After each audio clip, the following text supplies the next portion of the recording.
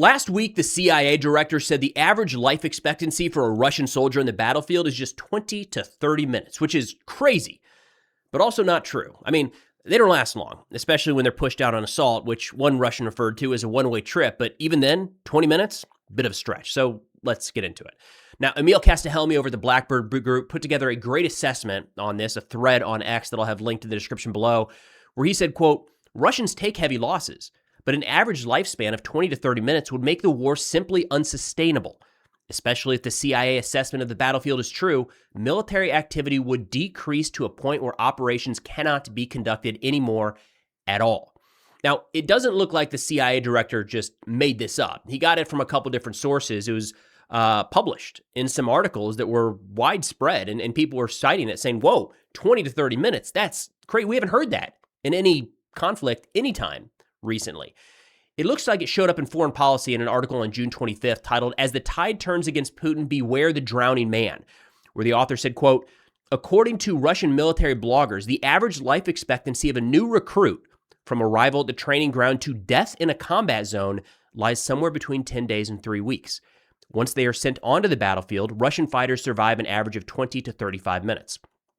Now, the interesting thing here is that first claim, the average life expectancy from leaving a training ground to death in a combat zone, 10 days to 3 weeks, actually is relatively realistic. I mean, we've seen countless examples of that at this point where somebody leaves training and inside a week sometimes they're already dead or missing. So that does line up. The 20 to 35 minutes, not so much. And it looks like where they sourced it from, the military blogger, they said plural, Russian military bloggers, but there's only one that we can really trace this back to, a relatively small account called House Among the Laurels.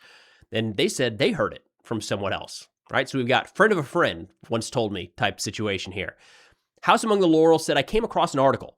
According to independent research, which I should note is not cited or linked anywhere, the average lifespan of a soldier on the front lines during an assault is 20 to 35 minutes. Now, they specify that it's not just on the battlefield or in Ukraine, but actually during an assault. And we're getting closer.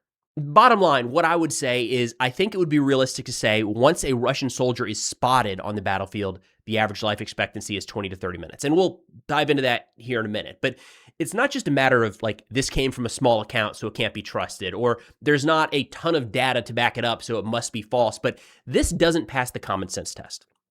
All right, so the way this war is being waged is not similar to past conflicts. If you think about a stat like this, 20 to 30 minute lifespan, you could probably attribute that to World War I on the Western Front, when guys are in the trenches relatively safe, then they step out, go over the top into no man's land, and all of a sudden exposed to enemy artillery and machine gun fire, right? You could start the stopwatch when the whistle blows and they go over the top. Similar in aspects of World War II, right? If you think about some of the amphibious landings, maybe. You've got the ramp goes down on the Higgins boat, the soldier, the Marine hits the beach, and they go from pretty protected to directly exposed to enemy machine gun fire.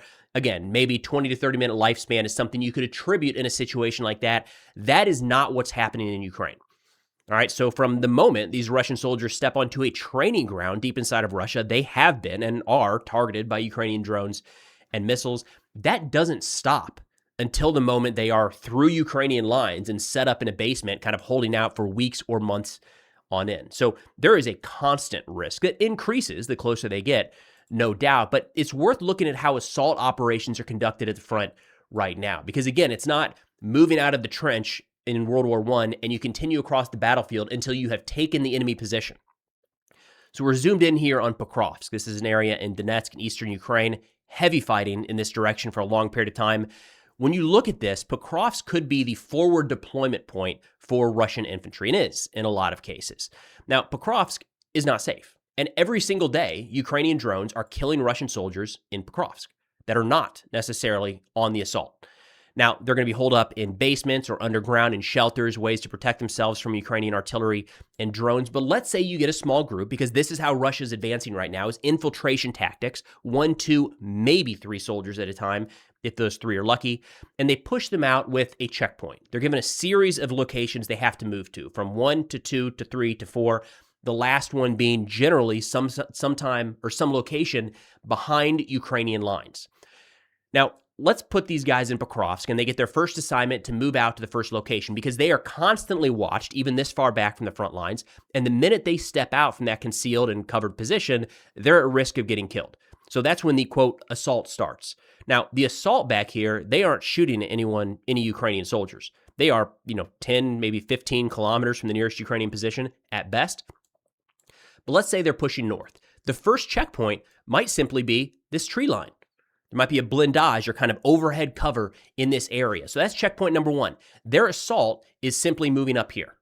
All right, then maybe they're there for a few hours, maybe for a few days, and then they're given their next checkpoint is maybe this tree line right here, just a point on a map. And they have to move up, they have to find again that blindage or that bunker system, and they stay there. Maybe they consolidate with additional Russian soldiers. Maybe they're immediately given orders to move on, but then they move up, and then they move up, and then they move up, and eventually they find themselves at or near what would be considered the zero line or the line of contact with their last position somewhere inside Ukrainian territory. So each one of those little jumps, they are no doubt at increased risk of getting killed. In fact, the footage that we have 9 times out of 10 are these individual Russian soldiers moving across open terrain being killed by Ukrainian drones. And that's where I would say a 20 to 30 minute time span is actually feasible because Ukraine is not wasting drones. We see a shocking amount flying all day, every day, but they are still conserving ammunition. They have to. So the way that Ukraine is hunting and targeting Russian soldiers at the front is not just having mass drones everywhere at all times. They have long duration loitering reconnaissance drones overhead, spotting for Russian infantry or armor or vehicles or whatever might be moving. When one is spotted, that is passed to a strike unit that sends up either a bomber or an FPV, kind of a first-person view strike drone that goes out. It knows where that target is. It hunts it down and it strikes it. Depending on the target, there might be 1 drone sent, 2 drones sent, or 10 drones sent, right? For an armored column, there's going to be a lot more units called on to send those drones out. But it takes time. That drone is not immediate. I mean, even if it launches at the exact moment the Russian soldier is spotted, it could well take 10, 15, 20 minutes to even reach its target. So again, the idea that a Russian soldier is lasting only 20 minutes, the average of 20 minutes on the assault, would mean that every time they are spotted, immediate launch and immediate kill, probably not exactly how it's playing out. Now, most likely, as mentioned, these Russian soldiers are being killed on the assault, but these assaults are taking place between sometimes long stoppages along the front. So it's pretty common these days for Russian soldiers to be captured either in what is marked as Ukrainian territory or in some forward positions, and they have been there for days, weeks, sometimes even months, and they're being resupplied by Russian drones flying into their position, dropping off food, water, ammunition, and batteries for their radios.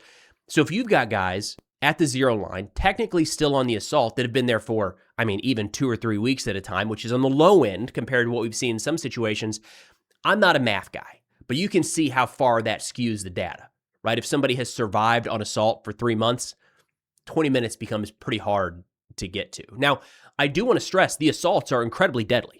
And this isn't just, Ukraine noting this. The Russians as well understand the situation that happens when their soldiers are placed on the assault. They refer to it as a one-way trip. And we have countless evidence of this, right? Officer at the front, a Russian military blogger, spoke about this recently where he said, quote, "Yesterday I spoke with a friend who's an infantryman. He's back in service with his unit after being wounded. Here's what he told me. People have stopped volunteering for assault units. So they're gathering assault soldiers from all infantry units, piecing them together. They're essentially sending people to assault units who have in some way sinned. Those with disciplinary issues, minor offenses, a bad attitude, or simply by chance. It's take what you can get, and sometimes even by lottery." He says each company must provide 2 to 3 people for the assault each month, meaning essentially a one-way trip. He said his friend's company only has 20 people left, adding that people don't want to go on the assaults because they've lost control of the airspace. It's a real hunt for our guys, he says. They can use a dozen drones to take down one soldier. Instead of regaining control of the airspace, the Ministry of Defense is sending men to their deaths because we need to move forward. That's the whole war, end quote. So again, that is what we're seeing. From the moment that a Russian soldier is spotted, it is probably not an exaggeration to say inside of 30 minutes, the first Ukrainian drone is striking home. All right. Now, that soldier may have entered the battlefield weeks or months ago. They may have been in that location for days at a time. But once they make themselves visible on the battlefield, again, not entering the battlefield, but by the first time they are spotted, a 30-minute lifespan is actually not all that shocking, which is crazy to say, but that is very different than a 20-minute lifespan once a Russian soldier enters the battlefield, which, again, appears to be a bit of an exaggeration at this point. Now, quick fundraiser update for you guys. We just delivered another vehicle to the 1st Battalion, 225th Separate Assault Regiment fighting in the Huliopoli direction down in Zaporizhia. I'm going to play that thank you video for you here in a minute. This is a campaign we've got running all year with Car for Ukraine, and we've also got a collaboration with Car for Ukraine and Ziggis Paul, where in our shop we've got designs, shirts, sweatshirts, and posters where 100% of those profits go directly to support those organizations. And they're unique. You can't get these anywhere else. Like, the reason we set up this collaboration is because you can't buy these shirts, you can't get these designs, you can't get these posters on their sites. They're not for sale. So check those out. If interested, the link will be in the pinned comment in the description below. But that's all we got for now. Thanks for watching, and I'll see y'all next time. Ми бійці 225-го окремого штурмового полку, 1-го штурмового батальйону, роти вогневої підтримки. На зв'язку з Запорізького напрямку передаємо вітання та подяку організації Car for Ukraine та Бандеромобіль. Висловлюємо свою вдячність Престону Стюарту та його спільноті. Саме завдяки вам автомобіль вже тут. Завдяки вам ми стаємо мобільнішими та ефективнішими. І цей автомобіль допоможе нам виконувати бойові завдання та зберегти особовий склад. Слава Україні! Разом до перемоги!